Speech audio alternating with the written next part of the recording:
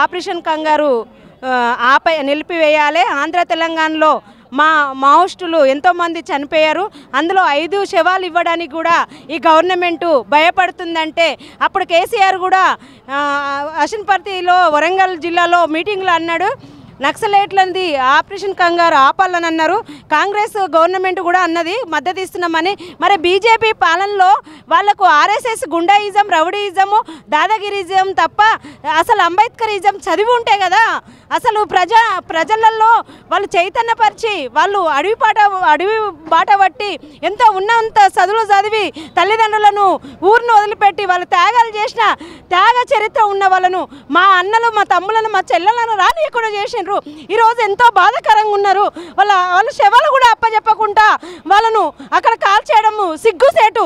Andhra Telangana government ఏం చేస్తుంది? ఈరోజు ప్రజా సంఘాలు ఏర్పడినాయంటేనే మా ఎర్ర జెండా అడవిలో పుట్టింది కాబట్టి మా ఇండ్లలో ప్రతి ఒక్క ఇంట్లో జెండా పుట్టి ఈ అవగాహనతో మేము మహిళలను చైతన్యపరిచి మహిళలమంతా ముందుకొచ్చి పోరాట భాగస్వాములు అవుతున్నాం. కాబట్టి తెలంగాణ గవర్నమెంట్కు, ఆంధ్ర గవర్నమెంట్కు ఈ ఆపరేషన్ కంగారు వెంటనే ఆపేయాలని.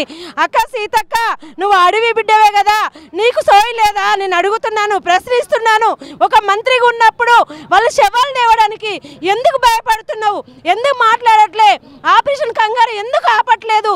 5 శవాలు ఇవ్వడానికి ఎంత భయం? ఏమైనా మానవ బాంబులు అయినా? సచిన శవాలను కూడా ఇవ్వడానికి మీరు ఏమైనా మానవ బాంబులు అయినా అని ఈ వేదిక మేము అడుగుతున్నాము. దయచేసి మా అన్నలు, మా తమ్ముళ్ళు, మా చెల్లెళ్ళు ఎంతోమంది చనిపోతుర్రు, వాళ్ళ శవాలు వాళ్ళ కుటుంబానికి అప్పచెప్పండి. దయచేసి సచిన శవాలేం మానవ బాంబులు కాదని నేను ఒక మహిళగా, ఒక అక్కగా, ఒక చెల్లగా అడుగుతున్నాను. ఇంత ధైర్యంగా వీడియో ముందు మాట్లాడుతున్నంటే ఆ ఎర్ర జెండా పెట్టిన మాకు ఈ ధైర్యము బాబాసాహెబ్ అంబేద్కర్ రాసిన రాజ్యాంగంలో మా హక్కుల కోసం మేము కొట్లాడుతున్నాం. వాళ్ళు ఒక రకం హక్కులతో కొట్లాడుతుంటే మేము బయట ఒక హక్కుల కోసం కొట్లాడుతున్నాని నేను మాట్లాడుతుంది పోత సునీతక్క.